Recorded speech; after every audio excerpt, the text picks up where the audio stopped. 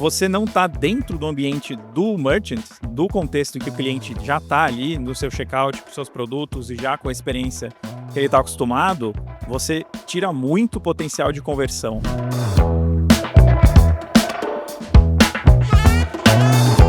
A própria OpenAI cancelou essa funcionalidade do Open Checkout e o Walmart ele pivotou para construir um bot próprio dentro do seu próprio canal, chamado Spark. E isso aumentou a conversão, comparando com o e-commerce tradicional, foi de 33%, né, que tinha caído para 1/3. Já só de trazer para dentro do canal já subiu para 70%. Então, a comprovação foi de que realmente ainda existe uma importância muito grande de você estar dentro do ambiente que você está próximo do seu cliente final, né?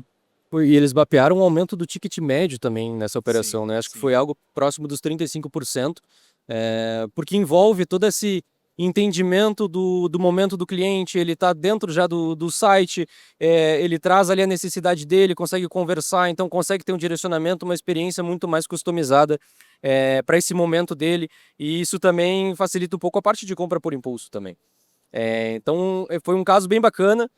Foi um pouco contra esse hype do momento, da gente acessar uma LLM, um chat GPT, um Claude, alguma coisa, ir lá conversar com ele, estou buscando uma mala, uma calça, alguma coisa, ele te trazer sugestões de produtos, mas ele não tem todo o contexto, tu não está inserido dentro de um site, não tem uma experiência muito customizada, mas ele já faz um filtro inicial bacana, já te traz algumas opções ali.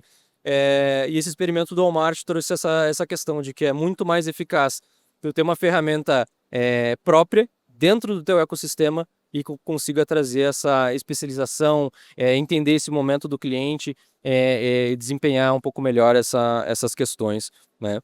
E acho que um tema que a gente puxa agora também é sobre essa dor que a gente entende aí no e-commerce, que é uma das principais dores ali que a gente percebe, que é o abandono de carrinho, né?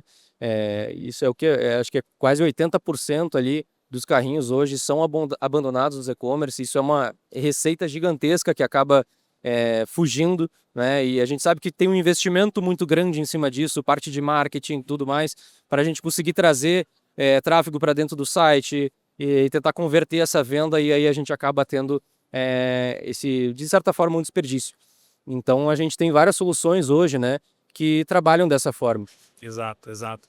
E isso é um problema que para a gente é central, porque ele tem muita oportunidade de você trazer a capacidade, né, que os LLMs têm nativamente, que eles fazem bem, que é de conduzir uma conversa mais humanizada, mas ao mesmo tempo mais inteligente e menos engessada do que os bots conversacionais mais tradicionais, né? E o abandono de carrinho é uma dor muito grande, como o Edu falou, que tem um grande potencial de você estar mais perto do cliente para você conseguir trazer algo mais flexível, para conseguir trazer uma opção para ele que vai direto na dor que ele teve para não fechar esse carrinho. Então, desde, puxa, eu quero entender se a questão é um frete que está muito caro e talvez eu consiga negociar isso, ou então eu consigo entender se tem um produto ali que está fazendo o frete ficar mais caro, eu posso até fazer um downsell, explicar, olha, se você tirar esse produto aqui, eu consigo fechar para você, ou até, né, uma forma mais tradicional, você ter lembretes para o usuário e você conseguir também colocar. No terceiro lembrete eu te dou um pouquinho mais de desconto, ou algo, tudo isso personalizado para o perfil daquela pessoa. Então, ao mesmo tempo que tiveram experiências negativas trabalhando com LLM, né, a gente observa que ela tem um potencial muito grande quando ela é aplicada para o problema certo, contextualizado para a necessidade do usuário. Então, a solução que a gente tem desenvolvido em parceria aqui com a PagBrasil, ela vai muito nessa dor e tentar, né, extrair de todo esse hype de tecnologia uma coisa objetiva e que vai direto numa dor grande, né? E a gente, desses 80%, claro, tem alguns abandonos que são de intenção, e mesmo esses, se o usuário engaja, a gente consegue trazer opções e alternativas, né, para que ele feche isso negociando de maneira realmente inteligente e não só com opções pré-definidas, né? E fazendo um paralelo, acho que todo mundo já passou por essa experiência de que hoje vai fazer uma compra e por algum motivo acaba saindo ali do carrinho, abandonando o checkout, enfim, e acaba recebendo alguma mensagem, né? Seja no WhatsApp, seja um e-mail, e esse é o padrão de mercado. Então, às vezes a gente é abordado por um bot no WhatsApp, a gente tem ali uma, duas opções que ele te traz, aproveitar frete grátis ou concluir compra agora.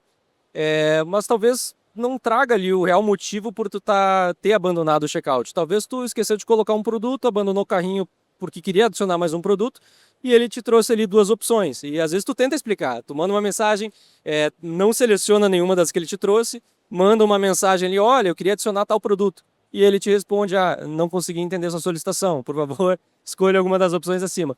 Então tu perde toda a parte de contexto, tu deixou de escapar de novo uma receita que tu poderia ter pego anteriormente, por justamente não ter uma IA desenvolvida, essa parte mais de contextualizar, de entender o momento do teu cliente, dar um espaço para ele falar, e dessa forma tu consegue até coletar muito feedback dessas conversas, porque às vezes ele vai falando, ele queria pagar com um cartão, deu problema, então tu abrir espaço para ele conseguir explicar essa dor dele, o que aconteceu, não só ser essa árvore de decisão com duas, três opções que ele tem, clica ali, conclui, não conclui, tu consegue ter esse contexto, às vezes tu consegue até implementar melhorias dentro do teu checkout para conseguir converter esse cara antes dele dropar.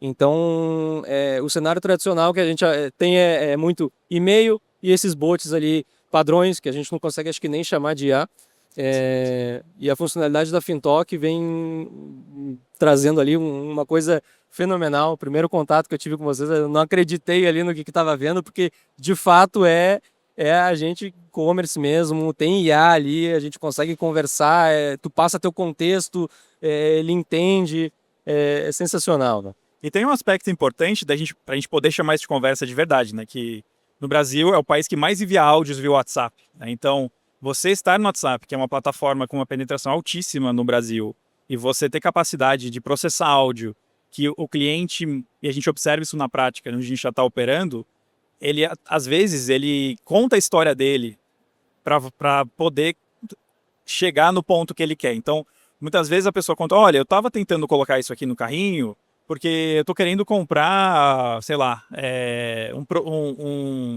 um suplemento para minha mãe que está precisando de mais cálcio, mas eu achei que estava muito caro o frete, mas não teria como... Enfim, a pessoa, nesse contexto, se você tem um ambiente realmente humanizado, a gente observa que ela naturalmente fica mais à vontade e traz informações sobre a intenção dela que são muito difíceis de capturar, né? E em cima disso, você consegue ter um atendimento, né, em todas as frentes, mais personalizado, né? Então, a importância que você tem de estar no canal certo e trazer a experiência de uma forma que é humanizada a ponto da pessoa se sentir confortável e sentir que ela está conversando num lugar que está realmente entendendo o que ela está falando e não só tente novamente, não consigo processar essa opção, mesmo que a resposta seja, olha, entendi que você tem um problema, eu posso te encaminhar para um atendimento no telefone, mas ele nunca vai deixar a pessoa sem opção, né? E a capacidade de você processar áudio com qualidade é crítica para você conseguir quebrar essa barreira, né, de você estar ali conversando com algo que é automatizado, né? E não só isso, né? Tem aquela solução que vocês apresentaram também de conseguir enviar foto, enviar vídeo, né?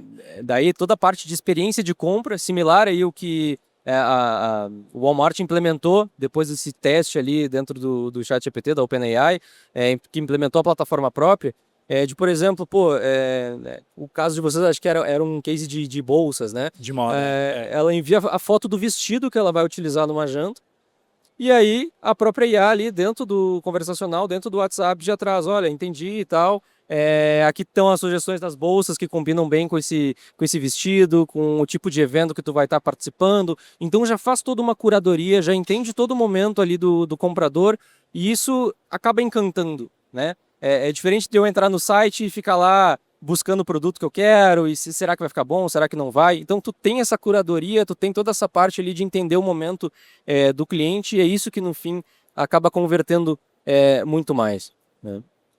Eu acho que tem um aspecto importante aqui para a gente também mencionar, que é a importância da gente ter uma integração muito próxima com a PagBrasil, com o processador de pagamentos, porque muitas vezes o abandono ele também acontece por questões do pagamento, seja por questões sistêmicas, de falha ou de rejeição pelo emissor, pela bandeira. É um ecossistema muito complexo e muitas vezes o cliente não consegue fechar a compra e ele não entende por quê.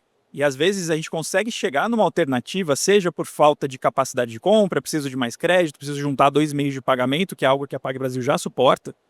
E, e quando a gente tem essa integração direta, a gente consegue trazer a capacidade para o agente de IA de entender quais são as possibilidades e oferecer isso para o cliente de uma forma inteligente, especificamente na necessidade que ele tem naquele momento. Então, olha, eu vi aqui que o seu cartão foi negado por falta de saldo, você não quer pagar 50% no Pix ou 50% no cartão, ou eu vi que você tem 2 cartões já cadastrados aqui, você não quer dividir, e eu posso também usar o histórico que eu tenho desse cliente para dar uma sugestão que está alinhada com a necessidade dele. E com isso a gente consegue ter mais capacidade de endereçar todas as possíveis causas desse abandono, né? Desde a intenção, né? Chegando até o ponto de se o usuário trouxer, não, eu estava procurando esse produto aqui, mas eu não tinha a cor que eu queria do meu tamanho. E aí eu consigo, por exemplo, tudo bem, você queria uma camiseta preta, mas eu tenho aqui uma azul marinho, ou então, né, para que evento você consegue, né, ajudar a fechar essa compra de maneira escalável, né? E daí que vem a importância grande das capacidades de pagamento, né, que a PagBrasil vem crescendo, principalmente do Pix, né, acho que tem bastante coisa que reduz muito atrito e que você consegue extrair esse valor em todas essas experiências que a gente vem construindo, né? Com certeza. E no que tange ao mercado de pagamentos, hoje a gente tem que entender que o Brasil é um país muito singular, né? Aí tem um fenômeno que a gente chama de tropicalização, né? E a gente, como atende algumas plataformas, Shopify principalmente, que é uma plataforma estrangeira, a gente fala muito de tropicalização do checkout. Por exemplo, boleto, uma coisa que só existe no Brasil. Então, são funcionalidades que a gente tem que colocar lá dentro. A gente tem que entender que, às vezes, essas modalidades, esses serviços que são criados lá fora, são feitos para o ambiente que lá fora, europeu, norte-americano, eles têm um jeito de preencher as informações diferente do nosso. A gente tem que entender todas essas nuances e aí adaptar aqui, né, para entender a realidade do consumidor brasileiro, entender que grande parte aqui dos consumidores são ainda desbancarizados. A gente tem o Pix, que é outra coisa, só tem no Brasil, né? A gente tem a Índia ali com case de UPI, tem alguns outros países, a União Europeia, desenvolvendo algumas iniciativas nesse sentido também, mas a gente tem que entender a realidade daqui e adaptar tudo isso para a realidade do brasileiro. Então, trazer, por exemplo, pagamento com 2 cartões. Splitar o pagamento, né? Eu quero pagar um pouco no Pix, um pouco no cartão. Então, tudo isso vai da gente entender essa realidade, né? E quando a gente entra nessa seara de pagamentos, a gente tem que entender um pouco do que aconteceu recentemente, né? Principalmente ali final de 2025, agora início de 2026.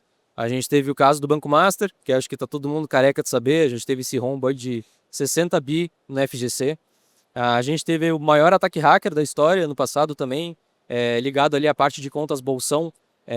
A gente teve ali o caso, início desse ano, do Banco do Nordeste também, que foi hackeado na questão das contas bolsão ali deles. A gente teve aquela operação carbono neutro, caso de desvio de dinheiro também ligado à parte de contas bolsão. Então, todos esses casos, mas o que tem a ver com pagamentos, né? Tudo isso está inserido no sistema monetário nacional. E o impacto que a gente pode dizer, o que vai ser daqui a algum tempo, é aumento regulatório e aumento do custo de capital.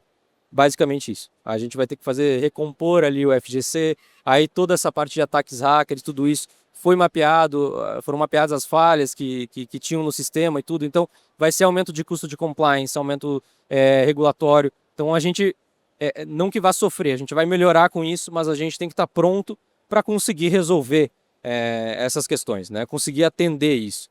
Então, a gente fala muito aqui dentro que não é sobre inventar a roda de novo, é fazer o básico bem feito, é a gente conseguir pegar o que a gente já tem, as iniciativas que o Banco Central disponibiliza para a gente e a gente conseguir extrair o máximo disso.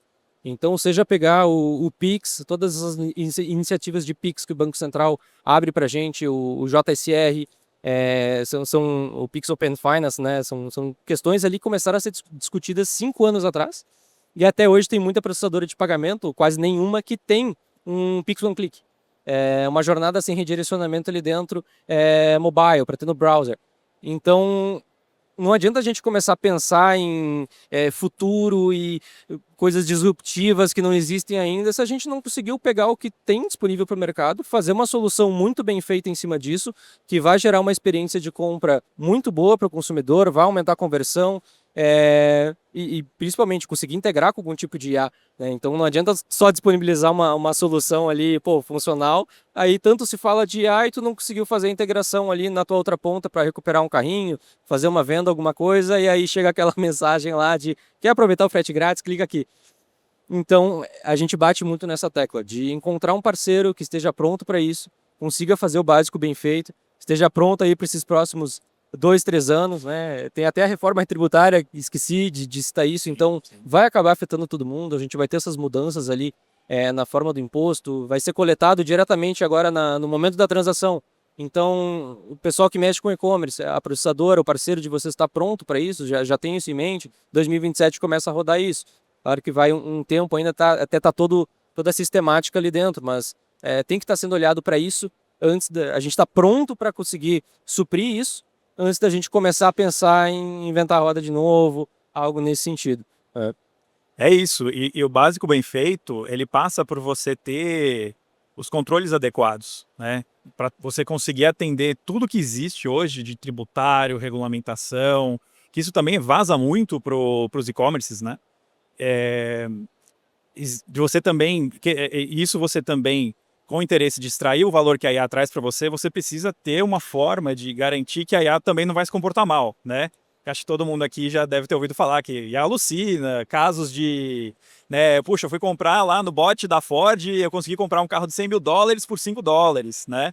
E a gente olha muito para isso, até porque, né, o DNA de pagamentos está na Fintalk desde a fundação, né, com a origem do time todo, o pessoal que já passou por grandes processadoras, que desde o zero já construiu uma solução que ela mistura o que tem do mundo generativo das IAs, mas isso também está dentro de um contexto que é determinístico. Então você consegue controlar o que entra na IA e o que sai da IA, e você nunca vai permitir, né, que a saída da IA vai processar algo que está fora das suas regras, dos seus limites, né? Então, quando a gente fala de básico bem feito, né, você pegar o que já é a necessidade real e trazer o que tem de grande força dentro da IA e encaixar isso sem grandes, né, invenções. Sem ciência de foguete, Sem né? ciência de foguete. É a dor real que a gente já conhece de abandono de carrinho. É uma forma com baixo atrito de você integrar dentro do WhatsApp. Você não muda o seu checkout, você não tem que envolver TI de forma profunda, não vai afetar seu roadmap de forma profunda, e você já consegue extrair esse benefício da IA, né, de forma muito rápida. Exatamente, né?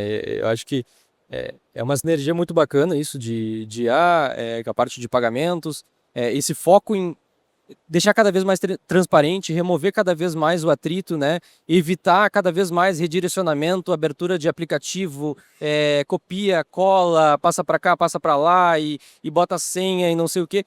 Isso tudo são etapas que vão gerando atrito e é um que a mais ali para a pessoa desistir da compra, desistir daquele impulso de compra. E para quem mexe com e-commerce, sabe que tem esse investimento forte em cima disso, e quanto melhor for essa experiência, melhor a parte da conversão, melhor a gente consegue trazer toda essa experiência para o cliente final, ainda somado com essa parte de IA, né, essa experiência dentro do WhatsApp. Às vezes tu não tem um redirecionamento dentro do WhatsApp, tu se manter naquele ambiente ali, conseguir passar teu endereço, concluir a compra por ali, sem cair num link que vai para o site, aí tem que preencher todas as informações de novo, já gera mais uma... Pô, recebi aqui a recuperação de carrinho, pô, quero comprar. E clico lá na árvore de decisão, sim, vou comprar. Pô, daí me jogou pro site, eu tenho que preencher todas as informações de novo. Como é que pegou meu telefone, sabe o produto que eu quero comprar e, pô, mas não tem nada ali das informações, que fazer toda a etapa de novo, aí o cara acaba dropando de novo do checkout. Então, é muito sobre isso, né? A gente conseguir extrair o máximo do que a gente já tem hoje, e, claro, entender o hype do momento, entender essa situação, mas não se jogar só para isso, né? A gente tem que pegar e conseguir realmente fazer esse básico bem feito, né? Antes da gente partir, eu queria só reforçar essa convergência de tecnologias que a gente está vendo como oportunidade, né? Que é o Pix evoluindo né, que também acaba puxando no cartão de crédito que está, né, as bandeiras estão aí se mexendo para acompanhar e trazer novas funcionalidades, né? Então, essas evoluções nos trilhos de pagamento que estão lentas de serem exploradas, junto com o potencial que a IA traz, dentro de um canal que o seu cliente já está lá, que é o WhatsApp, e já fornece uma experiência rica para a gente construir, juntar essas pontas todas, né, para dar mais, galgar mais um degrau, né, tanto na experiência quanto a nível de conversão dentro de uma dor que já é existente hoje. Pessoal, alguém tem alguma pergunta, alguma coisa? Alguma curiosidade a respeito de agente e-commerce, protocolos? A gente está bem inserido nesse mundo mais técnico de IA, né, até a nível de pesquisa. Então, se alguém tiver curiosidade sobre ACP, MCP, UCP, agente A2A, enfim, estamos aqui para conversar sobre esses temas mais amplos também. Com toda essa evolução de AI, assim, a gente vê uma aceleração muito forte de vários micro SaaS, SaaS sendo abertos, e com isso também a gente vê várias aberturas também para risco. Eu queria ouvir um pouco assim como vocês olham isso, né? Todo dia lança uma startup nova que tem um MCP conectado em um outro ambiente lá de pagamento e que não tem segurança suficiente porque a pessoa não consegue monitorar esses componentes externos. Então eu queria ter um pouco assim de noção, assim, vocês conseguem monitorar, vocês usam componentes externos ou não, como MCP, skills, qualquer coisa do tipo, e qual a visão de vocês com relação a isso no ambiente que eu estou entendendo, que é estruturado entre Fintalk e PagBrasil. Perfeito. A gente está muito sensibilizado em relação a isso, né? A gente acompanha muito de perto todas as falhas de segurança, os vazamentos, né? Não sei se todo mundo aqui acompanhou que a própria Anthropic teve um problema de vazar o código-fonte deles, que não foi nem causado por um agente, foi causado por uma falha de configuração no processo de deploy da aplicação deles. Então, é muito sensível, principalmente num ecossistema que está evoluindo muito rápido. Então, todo dia aparece um agente novo, uma tecnologia nova, OpenClaw, que também, né, vazou muita informação até de executivos de segurança de IA da Meta, tiveram seus e-mails vazados, não, apagados, desculpa. E a IA foi lá e apagou tudo, né? Então, a gente evita ao máximo, e assim, a gente constrói tudo em house, né? Toda a parte que é agente de IA, a gente usa próprio e customizado, né? Então, a gente não utiliza ferramentas de MCP externas, exatamente porque hoje não existe ainda um nível de confiança alto para garantir que o que eu estou consumindo do outro lado é de fato seguro, né? Eu mandei as informações para lá, eu não sei o que essa IA vai fazer. Da mesma forma que, historicamente, né, empresas que desenvolvem tecnologia utilizam pacotes de terceiros, e isso já foi muita dor de cabeça, né, com ataques de injeção, essas coisas, o mesmo cuidado tem que ser colocado do nosso lado, né? Então, de um lado, a gente evita isso usando nossas próprias implementações, a gente coloca isso dentro de uma camada que eu consigo acompanhar todas as mensagens que entram e saem da gente. Então, a gente nunca está no escuro, né? Então, se por qualquer motivo tiver algo que está saindo do esperado, né, quando o próximo passo do nosso sistema de validação vai impedir isso. O usuário tinha que pagar R$100 e quis dividir em 2 pagamentos de R$5, a IA permitiu, no próximo passo vai travar, né?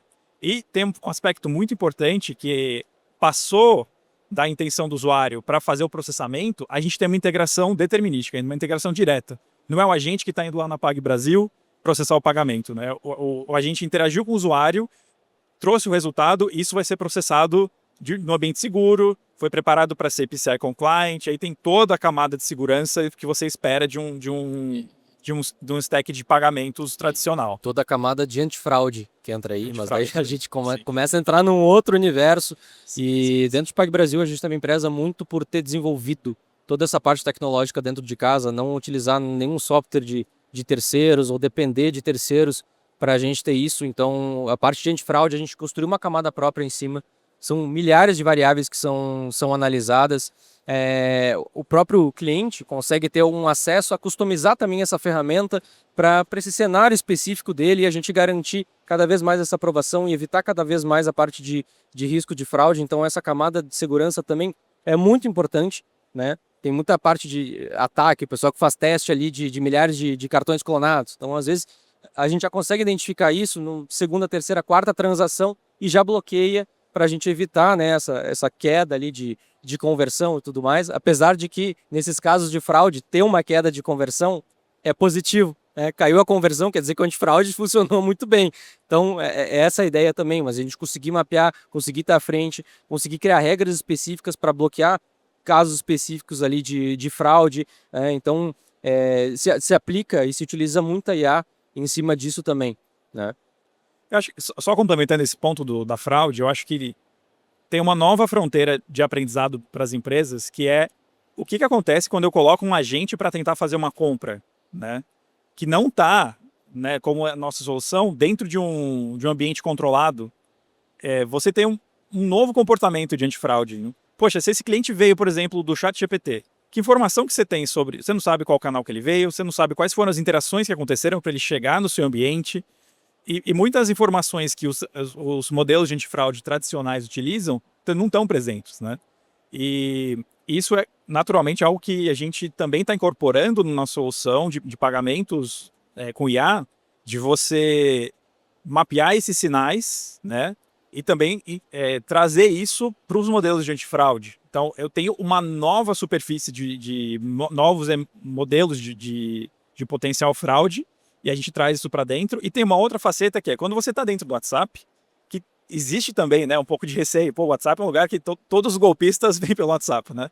Mas por outro lado, se você analisa como que a fraude tradicional de e-commerce acontece, ela acontece com velocidade, com bots automatizando chamadas de API, automatizando um front-end. E o WhatsApp, ele ajuda a inibir muito esses comportamentos, né? Eu não consigo lá ficar testando o cartão infinitamente, porque primeiro que a gente consegue travar isso a nível do bot, e o próprio WhatsApp não vai capturar isso, ele não vai conseguir automatizar isso de forma escalável. Então, de certa forma, você consegue uma camada adicional de atrito para evitar os modelos mais tradicionais de ataques automatizados. Exatamente. E a gente é o segundo maior mercado de fraude, só atrás da Rússia, nesse sentido, né? Então, Um número interessante, o Brasil tem uma taxa de chargeback de 3,5% média, comparado com os Estados Unidos, que está abaixo de 0,5%. É bem uma coisa bem expressivo. bem expressiva. Acho que é isso, então, né? Pô, Ale, cara, obrigado, né? Obrigado por ter cedido esse espaço, né? Uma arena conjunta Fintalk Pag Brasil. Então é um prazer estar aqui. Prazer é nosso. Obrigado por receber a gente. Foi.